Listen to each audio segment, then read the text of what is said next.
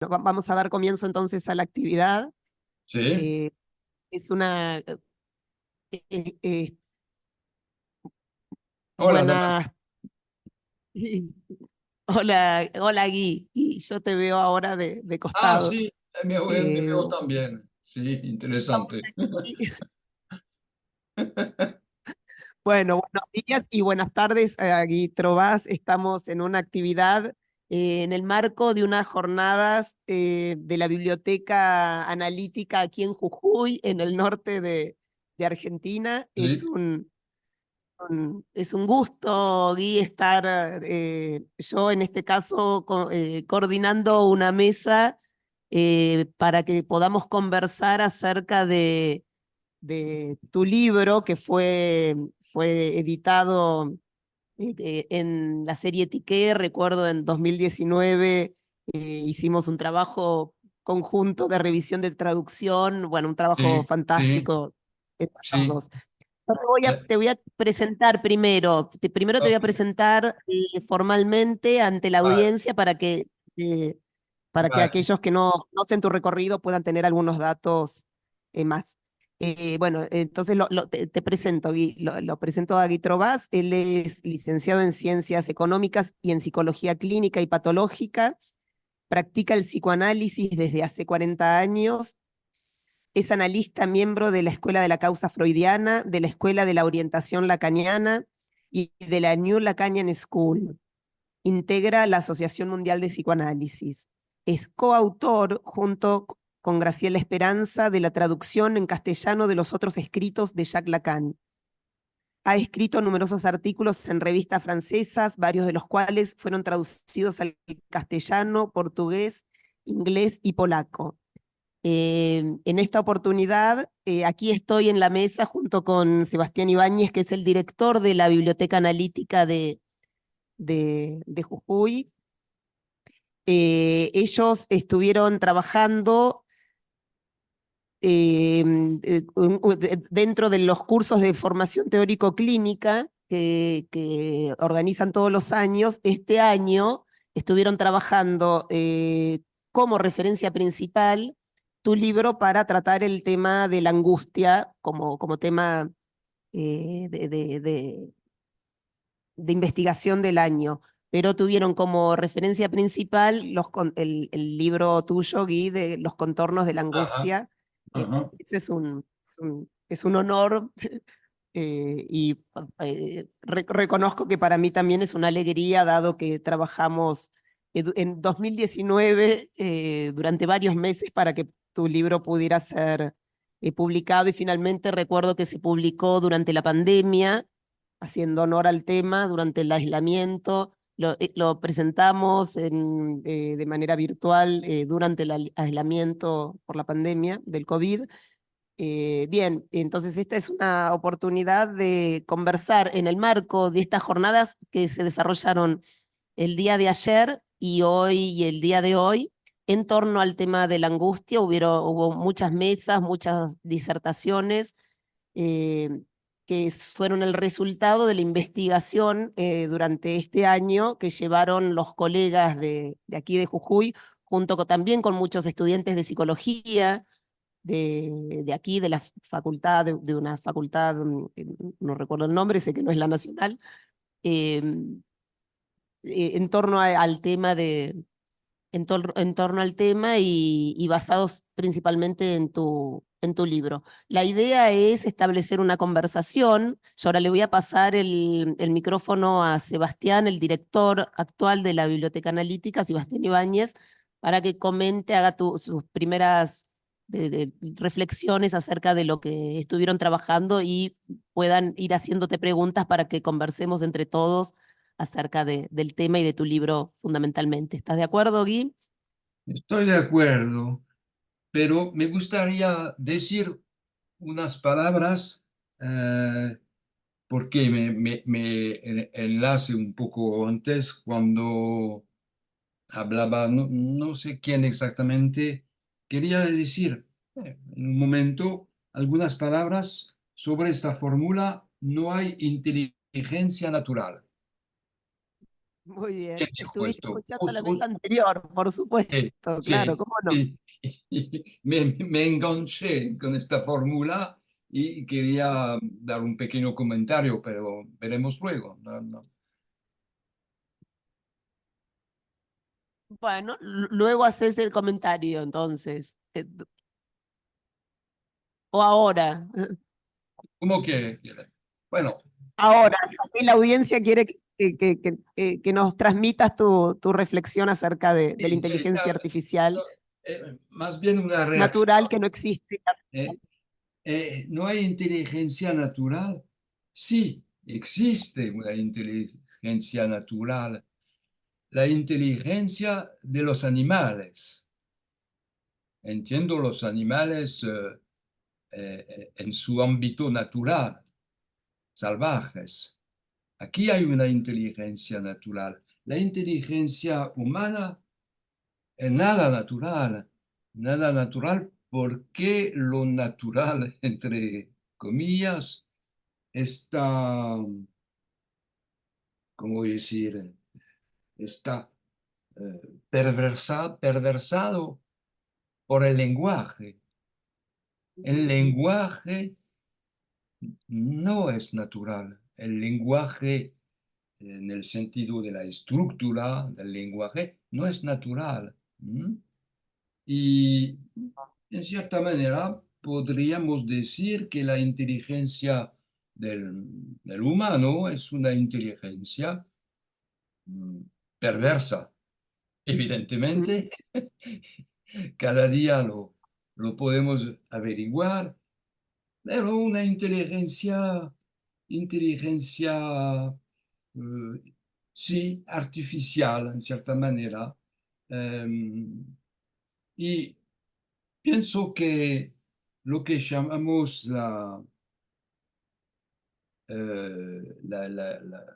la inteligencia, eh, como se dice actualmente, la inteligencia, la IA, inteligencia eh, Inteligencia artificial. artificial, me parece que en cierta manera lo que llamamos la inteligencia artificial es un tratamiento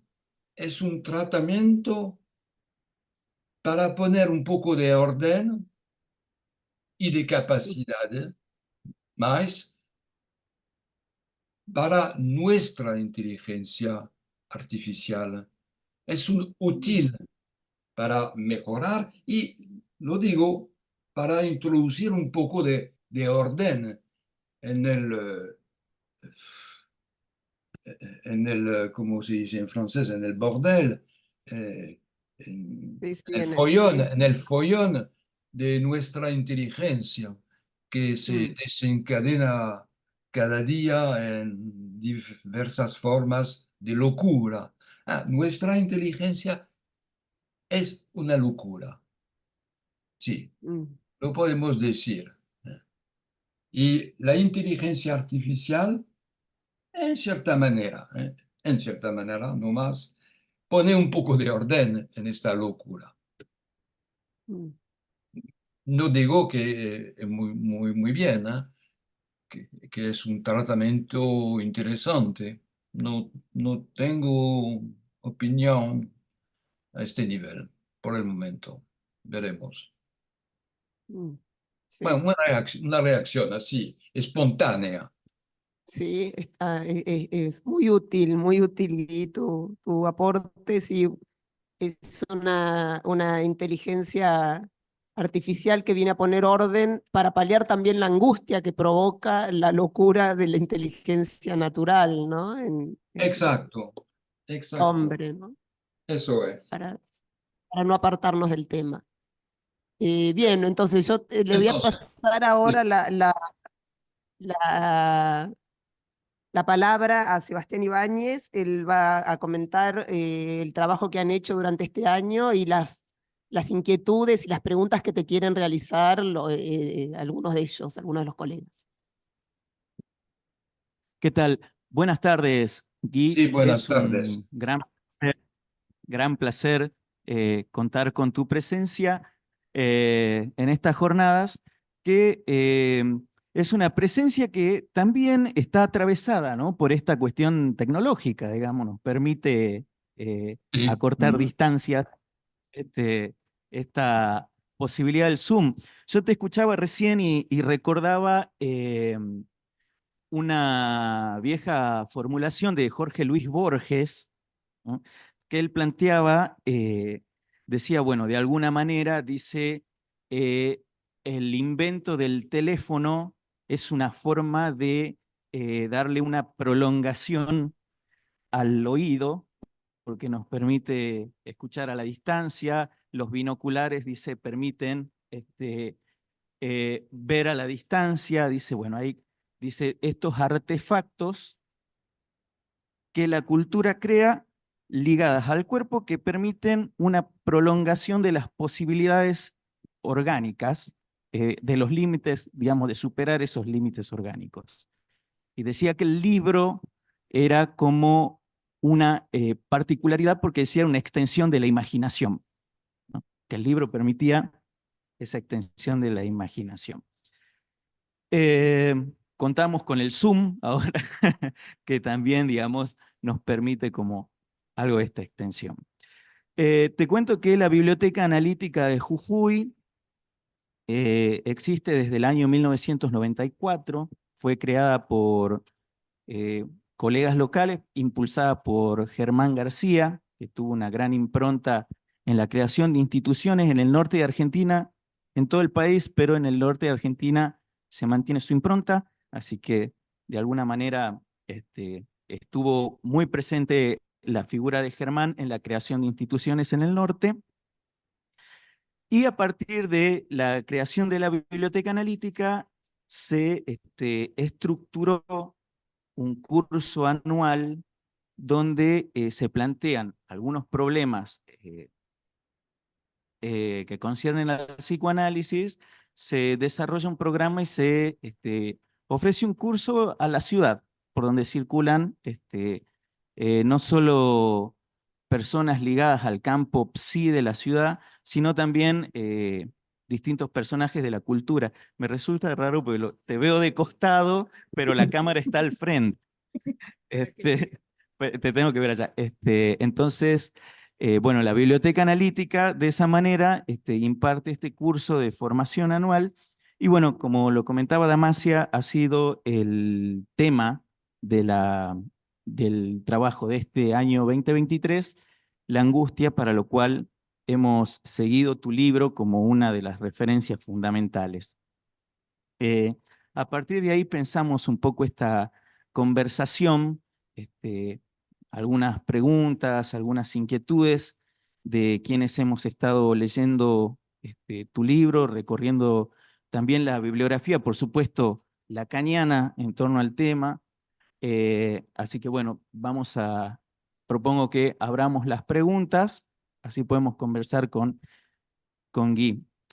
Eh, una de las cosas, Gui, que en lo que te escuchaba pensaba en esta cuestión cuando vos planteabas esta idea de que existe efectivamente una inteligencia natural, que sería la inteligencia de los animales, eh, a modo del instinto, podríamos decir, en algún Sí, punto. sí, sí, sí. Eh, Mm. Y aquí se me ocurría plantearte también esta cuestión en relación a la angustia, porque efectivamente, podemos decir, la estructura del lenguaje pervierte la inteligencia natural, y hay una referencia freudiana donde él precisamente habla de esto que podríamos decir, lo dice Freud, una angustia real y una angustia neurótica. Entonces, quizás para inaugurar esta conversación, mi pregunta sería si nos puedes comentar un poco esta injerencia del lenguaje en relación a la angustia, ¿no? La injerencia de la estructura del lenguaje en, en esta dualidad que plantea Freud entre la angustia real, que la plantea también del lado de los animales, y la angustia neurótica.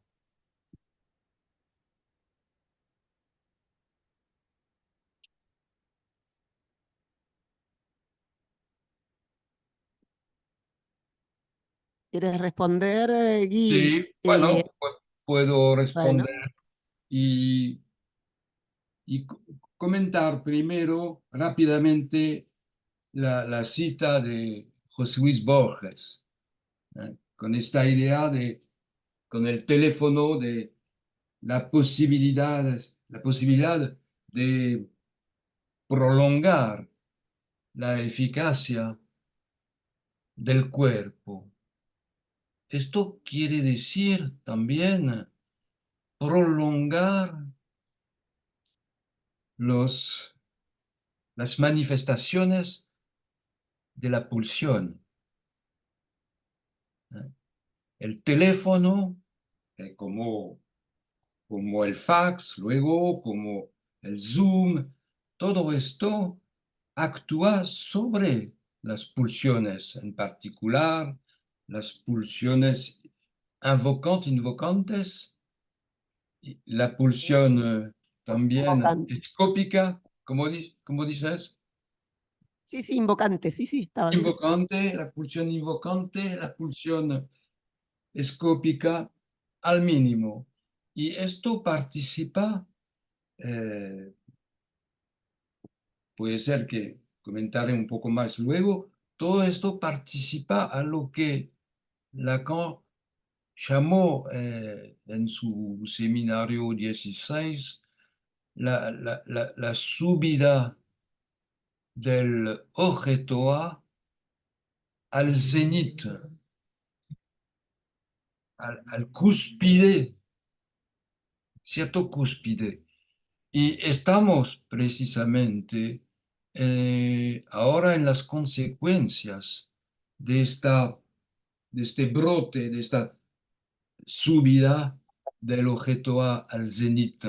¿Mm? Bueno, angustia real, angustia neurótica. Efectivamente, hay por lo menos un pasaje de Freud en los años, ¿en qué años? No sé exactamente. Eh, no tengo el Perdón, la referencia sí. de la angustia real y la angustia neurótica está en la conferencia, en la primera conferencia sobre la angustia, 1917, si no me equivoco. Ah, ah, Eh, no me acuerdo exactamente. Estaba pensando en otra fuente más tarde de Freud que opone la angustia neurótica, que es una angustia que no tiene, no tiene un fundamento real precisamente. Es una angustia imaginaria, podríamos decir en nuestro lenguaje. Mientras que la angustia real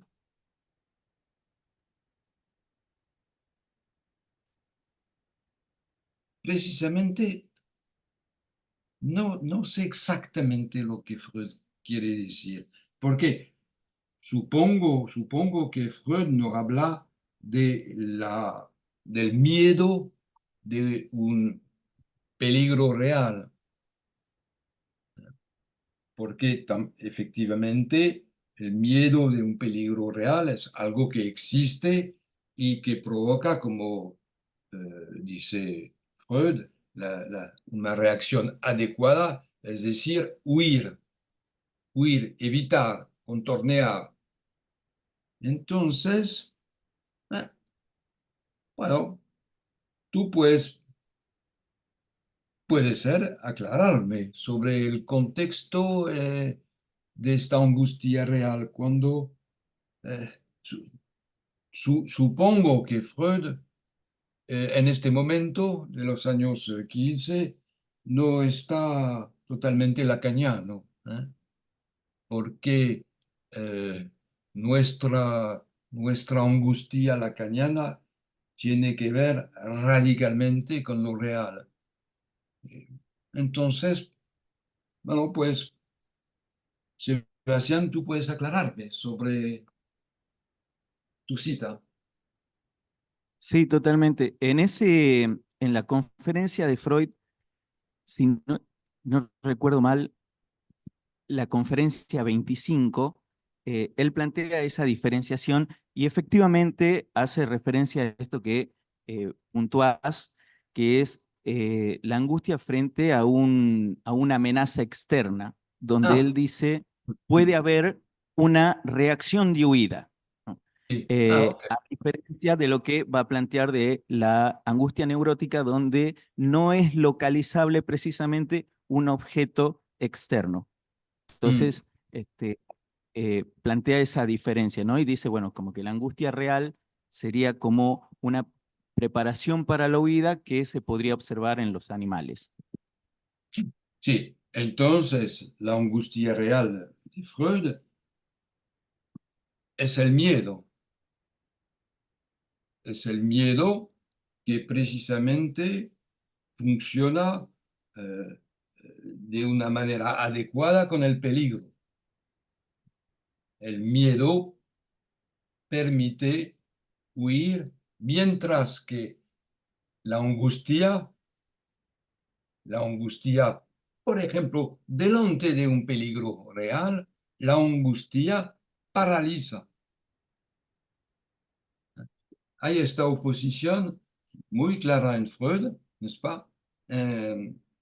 La angustia delante de un peligro paraliza, no permite la reacción, la respuesta adecuada. Mientras que el miedo sí, sí. Y recuerdo que en tu libro, que magnífico libro de recorrido, no solo clínico, sino que nos permite poder orientarnos en las referencias, en el recorrido que fue haciendo Freud y luego Lacan respecto de la angustia. Eh, Me acuerdo que una de las primeras referencias que tomas de la de la fuente de la angustia en Freud es, y pensaba si no podíamos homologarla a esta angustia real frente a un peligro, no un objeto externo, sino a un peligro real y no fantaseado, como podría ser en la neurosis. Él hablaba, y vos haces gran hincapié en tu libro, de la angustia de nacimiento. Ah, Angustia de nacimiento como un peligro real, no solo frente a la separación del otro materno, no solo frente a la pérdida de un objeto, sino frente a una angustia de muerte, digamos, a un peligro real de muerte, ¿no? Donde el organismo tiene que poner en práctica una serie de movimientos que luego van a ser los propios de la angustia, las propias manifestaciones van a quedar como secuelas de las manifestaciones corporales de la angustia, eh, en un momento donde hay un verdadero peligro de muerte, ¿no? Porque es el pasaje a la vida eh, de lo intrauterino al mundo, tal como lo conocemos. sí, primero es interesante, Freud estuvo el primero en hablar de la angustia del nene, del bebé, el primero. Freud dice el primer edad de la angustia. Entonces, esta angustia del nacimiento sí tiene dos vertientes. El primero es efectivamente un encuentro, un encuentro, eh, paréntesis, mis amigos, estoy estudiando el portugués desde 2, 3 años y entonces estoy perdiendo un poco de mi castellano bastante puro de antes. Y ahora empiezo a hablar, falar porteñol, perdona. Entonces, Sí, un encuentro con un real que se introduce brutalmente en el cuerpo por medio de la nariz, de la boca, que se introduce y que despliega los pulmones. Es una sensación, según Freud, una paradoja de ahogarse, étouffement. Y esta sensación provoca, no diría la idea de una posibilidad de muerte, porque en este momento el nene no tem, no tiene la idea de la muerte, pero tiene la idea o lo vivido, la experiencia de un choque, de una brutalidad increíble. Y en este momento, efectivamente, tenemos la raíz real en lo real del cuerpo de la angustia. Y precisamente la angustia, esta palabra, tiene este saber incorporado, se puede decir, porque la angustia eh, eh, remite en latín, remite a un problema de estrechamiento de la capacidad de respirar. Es la primera vertiente. La segunda vertiente, en este momento, lógicamente segunda, es la imposibilidad, en un primer momento, la imposibilidad de llamar a un otro. Esta llamada va a presentarse en un segundo o tercero tiempo, pero en un primero tiempo es exactamente lo que Freud llama Hilflosigkeit, es decir, estar totalmente, como dice Lacan, sin recurso. No hay recurso en el otro. Es en un tiempo seguido, en un tercer tiempo, que la angustia poco a poco va a articularse a la posibilidad de llamar al otro. Por eso Lacan dice que a partir de cierto momento, Lacan dice que la angustia, digamos, del adulto, es una defensa en la que hay todavía la posibilidad del intento de llamada al otro. No es todavía la depresión absoluta, porque efectivamente hay esta posibilidad de llamar al otro.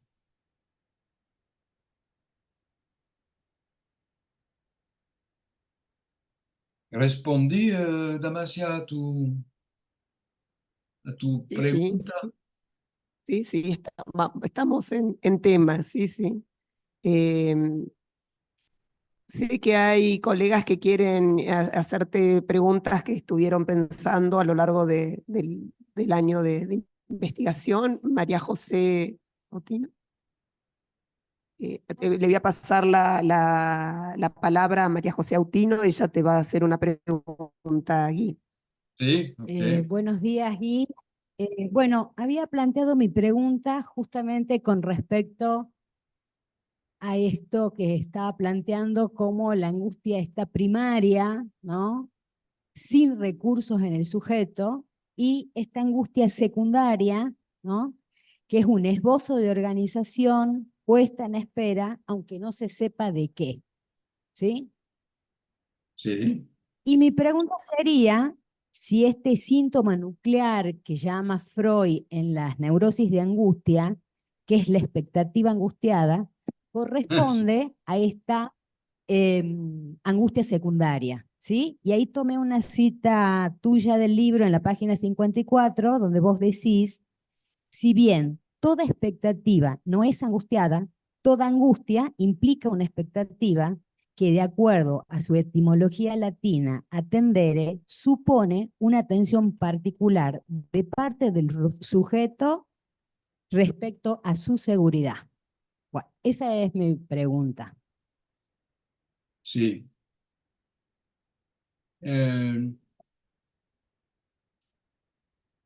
Sí, esta eh, espera, expectativa que Freud llama como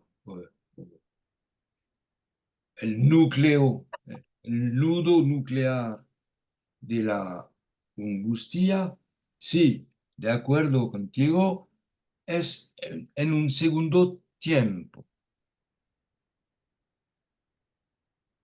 Pero quiero precisar, y esto me permite introducir una pequeña crítica del título de las jornadas, Los enigmas de la angustia. Me explico. En la angustia expectativa, generalmente, esta espera funciona por antelación con un peligro imaginario, generalmente un peligro que se puede nombrar. Por ejemplo, tengo miedo de ir a este encuentro con esta señora, con este señor, porque sí, porque no, etcétera, etcétera, etcétera. En esta expectativa tenemos el significante de la ansiedad o de la angustia. Tenemos el significante. Tengo miedo de, o estoy estresado, como se dice ahora, con este encuentro, con esta actividad, con esta decisión. Tenemos el significante y, bueno, hay la posibilidad, analizando un poco este significante, de encontrar el significado. Tengo miedo de por qué tal o cual motivo, en un primer momento, digamos, consciente, y después en las asociaciones, pero también esto me hace recordar este problema hace 10 años, etcétera, etcétera. Entonces, cuando tenemos el significante, podemos pensar, y mejor pensar en análisis, esto, para encontrar el significado de la angustia, y es algo que puede apaciguar. No forzosamente, pero puede. Aquí el término de las enigmas de la angustia me parece totalmente pertinente. Es una angustia que con un poco de trabajo, de reflexión, de trabajo analítica, puede encontrar yo digo, su percha, el significado. Pero hay otra angustia. Y la otra angustia no es una enigma, es una opacidad. Lacan utiliza este término a partir de su cuarto seminario, creo, y la opacidad es muy diferente. No tenemos el significante a partir del cual tenemos la posibilidad de investigar para encontrar el significado. No, en la oposidad solo podemos decir no sé por qué. Estoy totalmente angustiado, hasta el cuello, y no sé por qué. No sé. Y es esta angustia que es evidentemente la peor en términos de experimentación. Entonces hay dos vertientes, la vertiente de la enigma, una vertiente de la angustia, y peor, la vertiente de la opacidad de la angustia, precisamente una angustia que deshace, sí, deshace el lazo con el gran otro. Por eso, con esta angustia opaca, el sujeto, cuando lo experimentamos, lo que experimentamos es, es una experiencia de pérdida, de no saber dónde estaba. Entonces, con esta precisión, pensaba responder a tu pregunta, María José, pero si no estás satisfecha, me puedes precisar por qué y puede posible responderte con más precisión, de una manera más adecuada.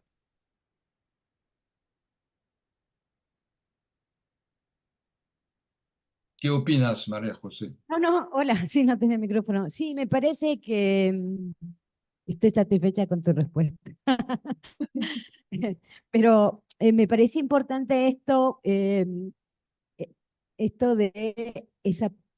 esta angustia primaria y el sujeto sin Sí, recursos, sí, es de eso que no puede decir, porque la secundaria es esto, no puede encontrar significación, puedes decir, bueno, huye, sé qué, puede nombrarla, pero ahí en esa experiencia donde queda totalmente colmado de eso, no puede decir nada, y esa es la experiencia, digamos, la angustia opaca que vos decís, ¿no? Que no se sí, puede sí, nombrar, sí, y sí. ¿no? Que no se va a representar jamás, ¿no? No va a haber representación. Y como experiencia a nivel de cuerpo también, ¿no? Sí, sí, efectivamente. Primero, esta angustia opaca es una forma de regresión a la angustia primaria. Y Esa es la segundo, angustia primaria. sí, y segundo, efectivamente, esta angustia opaca es la angustia que se manifiesta de la manera más eh, intensa en el cuerpo, como precisamente en el momento de la angustia primaria, luego en el momento del nacimiento. Es el cuerpo verdaderamente que está tomado. Y cuando sentimos esta angustia, efectivamente es una angustia que nos come, si se puede decir, que nos come el cuerpo, nos tensa. Gracias. ¿Ok? Ujú. Eh, ¿Hay alguna, perdón, perdón, estoy difónica. Sí, Bien, Beatriz, Hola, Beatriz. buenas tardes, Pitrova. Em, Era la de la inteligencia artificial, la que le está hablando. Beatriz, ese es mi nombre. En torno a eso me gustó lo que dijo, porque efectivamente, si hay algo que, a diferencia del instinto animal que está informado, dice él en el sentido de esta información, vuelvo a repetir, genética, si se quiere, no como jugaba Lacan con el tema del ADN en la tercera, la pulsión, dice Freud, no está informada, con lo cual es una deriva y esa deriva parece ir más allá del cuerpo, ¿no? hace estos zoom, etcétera, etcétera. Y esa inteligencia que va más allá del cuerpo, en fin, es loca. Así que quizá la inteligencia llamada artificial sería la que orienta a la artificial perversa, polimorfa de los humanos. Eso por un lado. La otra cuestión es que la verdad que es maravilloso que desde acá, desde Jujuy, con la conexión que ha hecho Hugo, Damasia, etcétera, se pueda hablar directamente con el autor de un libro, ¿no? Y con el recorrido y la experiencia que usted tiene al respecto, es realmente una alegría. Y en ese punto, consulta, en respecto de la angustia en Freud, ¿no? Que usted plantea, habría tres posiciones. Beatriz, ¿puedes repetir esta frase? No, no entendí muy bien. Respecto de la angustia en Freud, ¿no? De aquello que hace emerger la angustia. En este primer,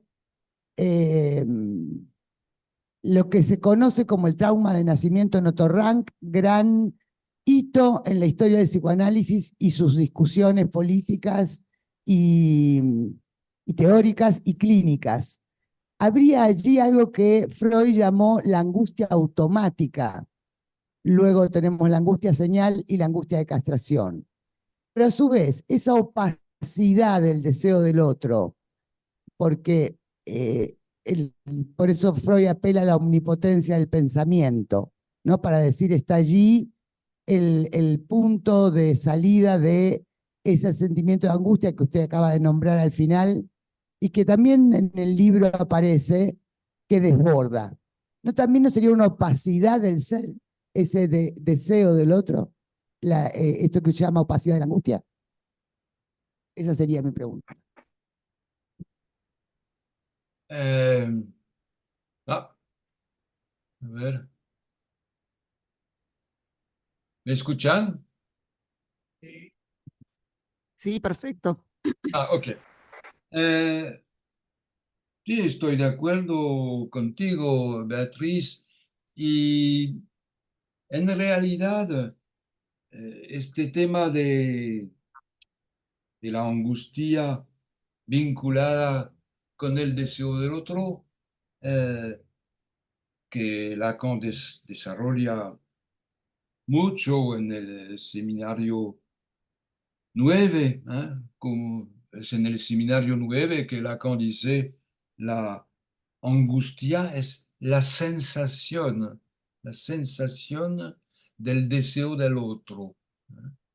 Lo dice literalmente. En realidad, es algo que Lacan empieza a desarrollar a partir del seminario 4. Y la angustia del pequeño Hans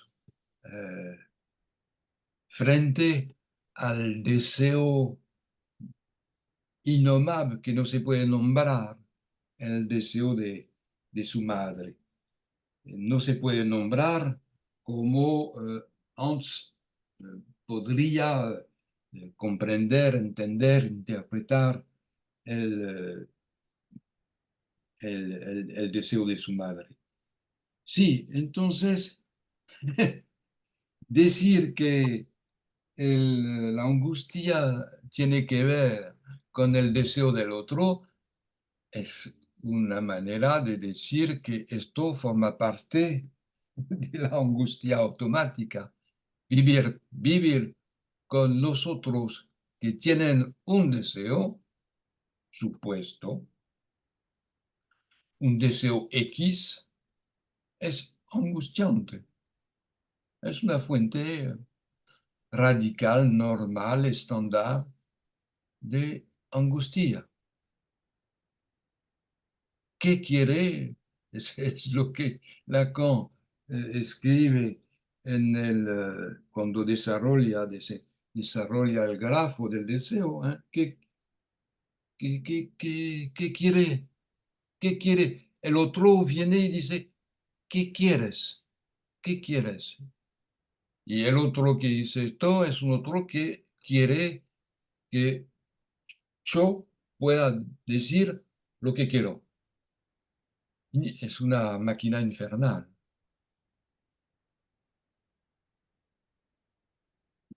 Es así. Muchas gracias. Muchas gracias, muchas gracias. Bien, gracias. Tenemos otra pregunta.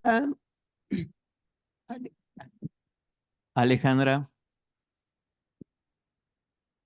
Ahí vengo. ¿Está abierto? Sí. sí. Em, Hola, ¿qué tal? Bueno, un poco me quedó dando vueltas esto que decía María José de la angustia sin representación, que jamás va a alcanzar, digamos, una representación. Y empecé a pensar así como un espectro, ¿no? De situaciones que pudieran evitar tirarse por la ventana, digamos. Y recordé, hace poco hubo unas jornadas también en la fundación en la que estoy en Salta, también con modalidad híbrida, una mesa de casos, 2 casos clínicos y el comentarista vía Zoom, un comentarista de Buenos Aires. Muy buenos los casos, muy bueno el comentario, una mesa redondita, ¿no? Completa para ponerlo en términos que nos acerquen más. Bueno, empieza la conversación, qué sé yo, converso con el de al lado, con el del frente, y en un momento miro la mesa y digo, ¿por qué no hubo comentarista en esta mesa? ¿No? Fue así como un instante de perplejidad, no digo de angustia, pero sí de perplejidad, de decir, ¿qué pasó? Que en esta mesa no hay comentarista. En el instante siguiente, cuando pasa ese instante de perplejidad, digo, qué boluda. El comentarista está en el Zoom, Está, ¿no? Pero la ausencia en el Zoom, digamos, ¿no? Y yo lo había escuchado, pero la ausencia de su cuerpo en la mesa provocó esa perplejidad. Entonces, creo que no podemos dejar de lado los cuerpos, como bien lo señalaste hace un momento, porque es ahí donde asienta todo. El lenguaje, la inteligencia natural o artificial, la angustia. Y lo que pienso y pregunto es, ante ese instante, mi salida fue el humor, ¿no? O sea, me reí de mí misma y de mi tontera de esa nada que aparecía en la mesa por no haber un cuerpo. Entonces, si las relaciones serían entre la angustia y el humor, y si el humor puede ser una manera de hacer con esa angustia que pareciera no tener representación posible.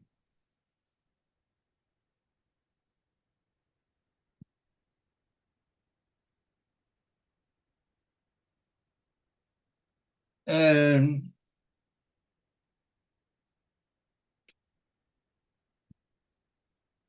lo que acaba de decir Alejandra tiene una vertiente clínica. Es una forma de clínica. Y lo que llamó mi atención en lo que dijo Alejandra es que la ausencia del cuerpo del comentarista produce una forma de ausencia, una forma de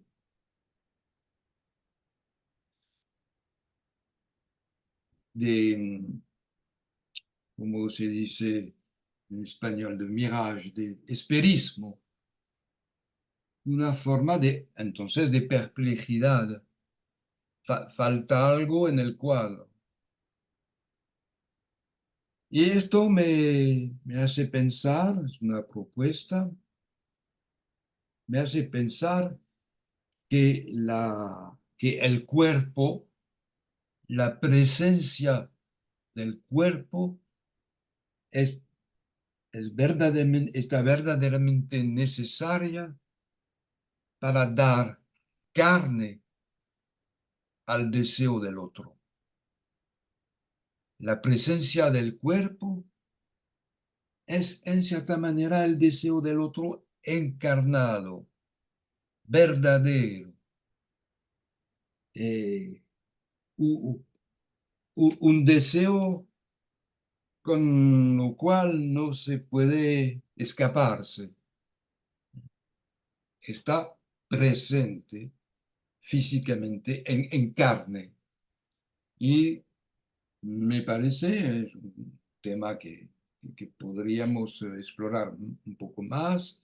Me parece que efectivamente, desde el punto de vista del deseo del otro, no es lo mismo el otro en la tela, en la ventana del Zoom, y el otro a tu lado.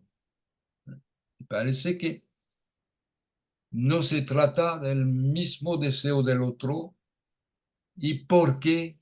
Porque la presencia da más, sí, más carne a la pulsión, a la posibilidad de la pulsión, porque el deseo del otro es el deseo de un otro pulsional, a pesar de estar un grande intelectual, ¿eh? No sé si mi respuesta va con lo que querías plantear, Alejandra. Sí, sí, me encantó esto de, del deseo del otro, en carne o en representación, porque el Zoom es casi una representación de un cuerpo, no es el cuerpo No es el en cuerpo. tanto tal.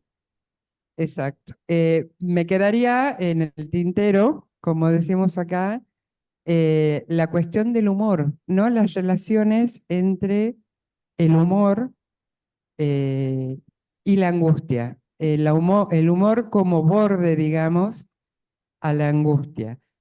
Puede ser el buen humor a la manera de un chiste, yo opté por el chiste, pero también puede ser el mal humor, quizás. Eso es lo que me quedaría un poquito pendiente, si fueras tan gentil.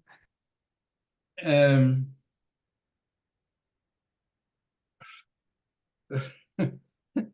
todo, como dice Lacan, todo está en relación con la angustia. En mi libro hay esta frase de Lacan que no iba a estar relacionado con la angustia. Entonces, claro que el humor es una manera bastante apaciguada de relacionarse con la angustia. Hay otra forma cerca del humor, pero menos, una forma menos apaciguada, es la ironía. La ironía incluye la agresividad. El humor no forzosamente puede ser, pero puede ser que no. La ironía siempre tiene inclusa la agresividad que verdaderamente es una defensa primaria, verdadera, secundaria a la agitación. La defensa más primaria contra la angustia es la agitación. Y en un segundo tiempo, cuando se organiza un poco el yo, el yo especular, entonces la agresividad inmediatamente eh, funciona como defensa contra la angustia. Y en la ironía, es algo que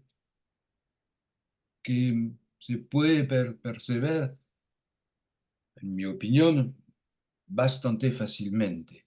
Detrás de la ironía, la lectura de la angustia del otro es más evidente que con el humor. El humor conserva una forma de optimismo, la ironía no mucho.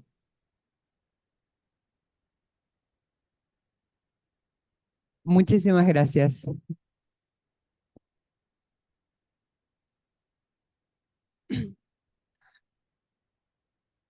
Le pasamos la palabra a Ana Calderón ahora, Gui. Buenas tardes, Eli. Es un gusto Buenas, inmenso buenas para tardes. nosotros de acá.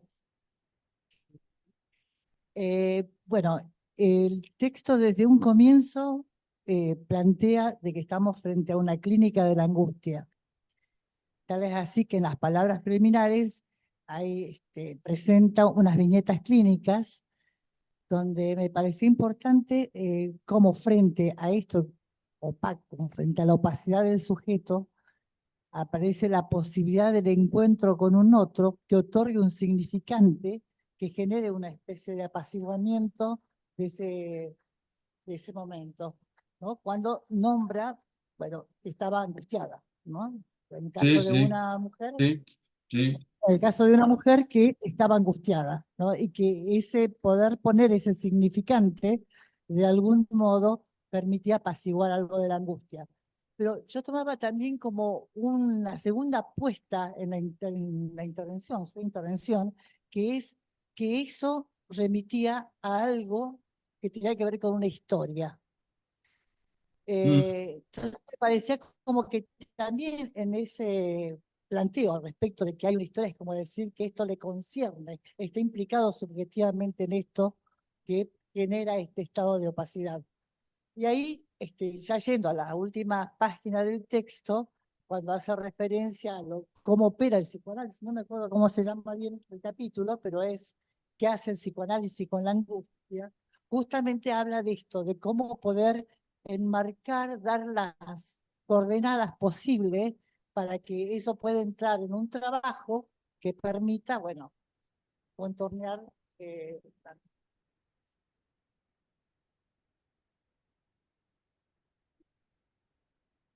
ah, no te escucho. No, era eso, hacer ese comentario respecto de esto, de Ah, que se trata de una clínica de la angustia y cómo el texto desde un comienzo hasta el final, bueno, es sí, abordar este aspecto, ¿no? sí.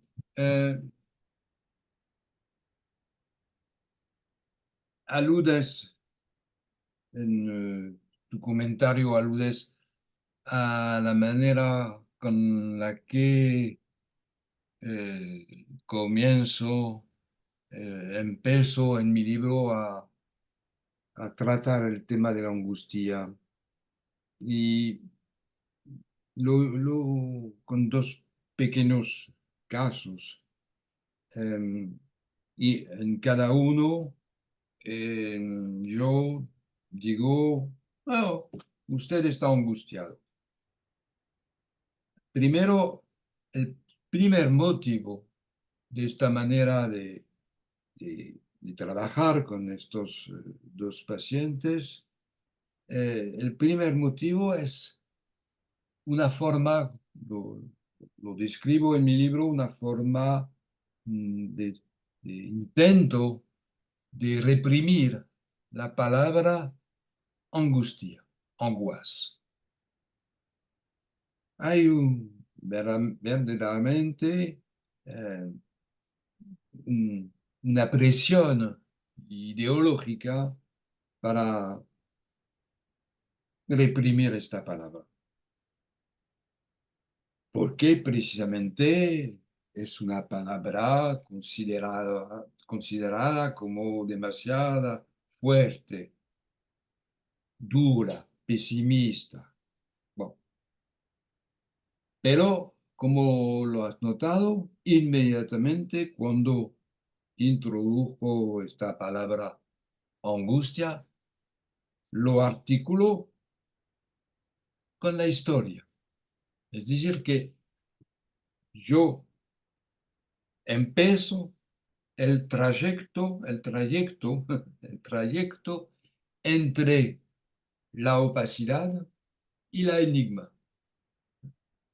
En la dirección de la cura, en algunos casos, se podría decir que es necesario traer la opacidad de la angustia hacia la enigma de la angustia. Me refiero a lo que he dicho antes. Em, la historia es lo que permite proponer para el trabajo analítico, proponer una serie de significantes enigmáticos con los cuales podemos trabajar.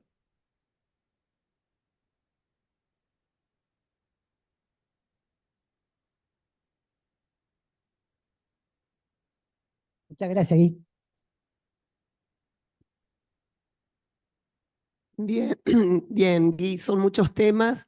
Sí, Creo que una cuestión que queda ahí abierta, por lo menos a mí me hizo pensar a partir de la intervención de Alejandra, cuando ella cuenta el ejemplo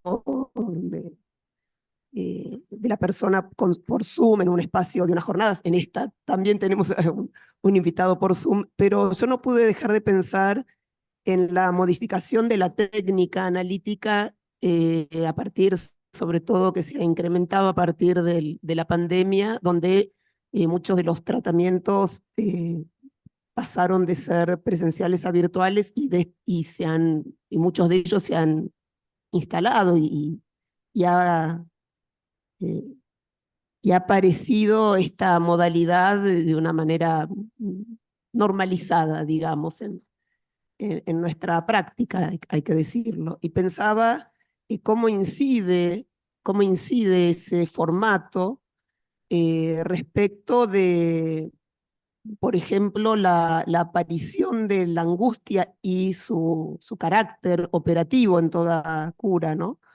Respecto de, por ejemplo, el deseo del otro, ¿no? Cómo se ve afectado tal como vos lo transmitías. No es lo mismo tener el cuerpo presente del otro que no tenerlo. Y por otro lado, también quería eh, preguntarte o reflexionar respecto de el último, la última instancia, digamos, a la que puede llegar a remitir la angustia, que no es tanto, o sí, al deseo del otro con mayúscula, sino que la opacidad propia de ella remite a que está vinculada al objeto A en tanto causa de deseo, ¿no? Que creo que es a lo que un análisis apunta en todo caso, ¿no? Y allí también hay bueno, el objeto A como causa de deseo no tiene representación como tal, ¿no? Y de ahí la opacidad. Me preguntaba cómo inciden todas estas cuestiones en una modificación técnica, ¿no? De la cura analítica cuando ésta se desarrolla de manera virtual. oh, Damasia es un tema muy amplio. Eh,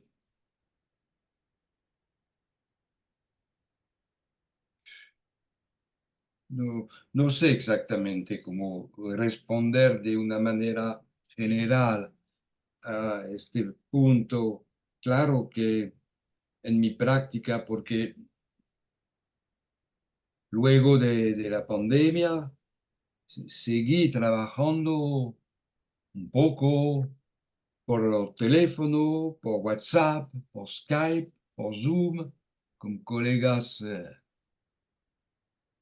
afuera, digamos, de París y de los suburbios de París, entonces de Francia y de algunos países extranjeros. Eh, Te voy a decir, eh, una reacción del martes pasado con un paciente con quien trabajé por teléfono durante la pandemia, después por Skype Y un paciente que atendía antes de la pandemia en mi consultorio, y el martes pasado aprovecha un desplazamiento para venir a mi consultorio. Y cuando se tumba al diván, este paciente dice, por fin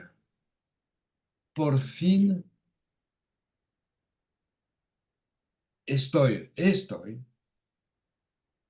presente con usted. Estoy presente con usted. Y él no sabía explicar bien por qué esta forma de grito. No sabía explicarlo bien. Sí, sí, más real, más realidad, pero palabras que no indicaban bien de qué se trataba. Yo deduzco que en este momento se trataba de un asunto de Ojetoa, porque faltaba palabras. ¿Me escuchan? Sí. Ok, faltaban palabras y es precisamente, precisamente el poder del deseo del otro, el deseo X del otro. Cuando lo encuentras, cuando estás confrontado con este X del deseo del otro, ¿qué apunta el deseo del otro? ¿Qué apunta? El deseo del otro apunta tu respuesta a partir del objeto que causa tu deseo. Es decir, que apunta precisamente en un lugar donde no puedes responder con los significantes. Por eso hay un momento de vacilación, una reacción agresiva, varias cosas, pero efectivamente lo que molesta, lo que te trastorna con el deseo del otro, es que el deseo del otro te dice, por favor, o no por favor, puedes responderme desde el objeto que causa tu deseo. Y como lo decía antes en esta discusión improvisada, es verdad que el deseo del otro, su eficacia,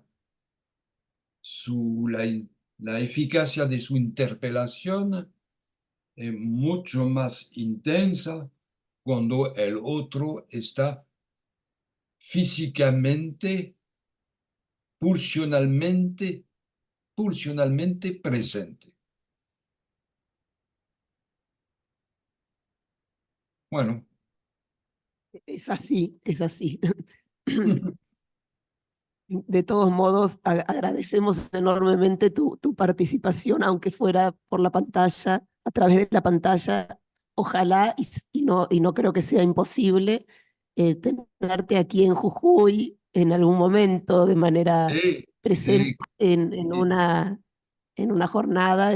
Acá la Biblioteca Analítica hace jornadas una vez por año, a fin de año, así que pueden organizarla seguramente sin dificultad, para que puedas estar de cuerpo presente Sí, sí. y donde los deseos se ponen en juego de otra manera, ¿no?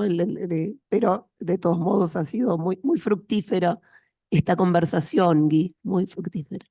Muchas gracias a ustedes por su invitación. Me toca mucho en este momento su invitación. Y bueno, quiero, mediante la pantalla, o la tela, como se dice en portugués, quiero mandarle mis abrazos. Muchas gracias y lo mismo de parte nuestra desde aquí. Muchas gracias. Hasta luego, hasta luego. Hasta Gracias, pronto, Gui. Muchas gracias. hasta pronto. Abrazos.